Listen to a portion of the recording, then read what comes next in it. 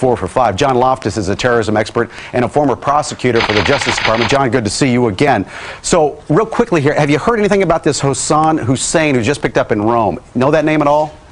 Yeah, all of these guys seem to be going back to an organization called Al-Muhajirun, which means the emigrants. It was the recruiting arm of Al-Qaeda in London. They specialized in recruiting kids whose families had emigrated to Britain, but who had British passports.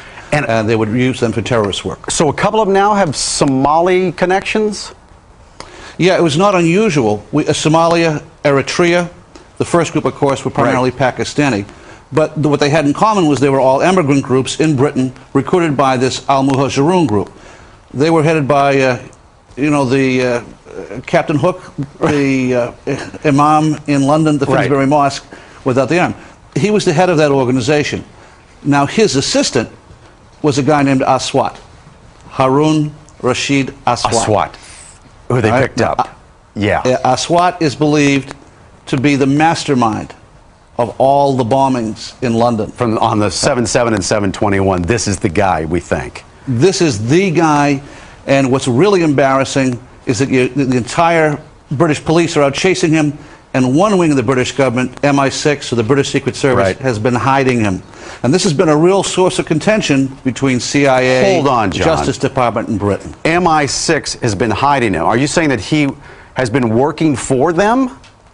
Oh, I'm not saying it. This is what the Muslim sheikh said in an interview in a British newspaper back in 2001. So he's a double agent, or what? He's a double agent. He's working for the... So he's working for the Brits to try to give them information about Al-Qaeda, but in reality, he's still an Al-Qaeda operative. Yeah, the CIA and the Israelis all accused MI6 of letting all these terrorists live in London, not because they were getting Al-Qaeda information, but for appeasement. It was one of those, you leave us alone, we leave you alone kind of things. Well, we left him alone too long then. Absolutely. Now, we knew about this guy Aswat. Back in 1999, he came to America.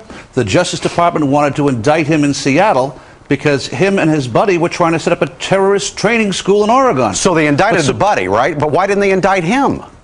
Well, it comes out, we've just learned that the headquarters of the U.S. Justice Department ordered the Seattle prosecutors not to touch Aswat. Hello. Now, hold on. Why? And that's, well, apparently Aswat was working for British intelligence.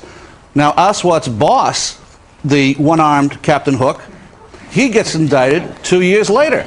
So the guy above him and below him get indicted, but not Aswat. Now, there's a split of opinion within U.S. intelligence. Some people say that the British intelligence fibbed to us. They told us that Aswat was dead, and that's why the New York group dropped the case. That's not what most of the Justice Department thinks. They think that it was just, again, covering up for this very publicly affiliated guy with Al-Muhajirun. He was a British intelligence plant. So all of a sudden, he disappears. He's in South Africa. We think he's dead. We don't know he's down there.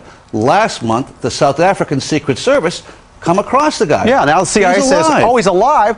Our CIA says, okay, let's arrest him. But the Brits say no again? The Brits say no. Now, at this point, 2 weeks ago, the Brits know that the CIA wants to get a hold of Harun. So what happens? He takes off again. Goes right to London. He isn't arrested when he lands. He isn't arrested when he leaves. Even though he's on a watch list. He's on the watch list. The only reason he could get away with that was if he was working for British intelligence. He was a wanted man. And then takes off the day before the bombings, as I understand it? Yeah, and goes to Pakistan. The Pakistanis arrest him. They jail him. They jail him. He's released within 24 hours, back to southern Africa, goes through Zimbabwe, and is arrested in Zambia. Now the U.S., we're trying to get our hands on this guy. John, hang around. I have so many questions now. Gotta take a quick break. This is a bad one. 18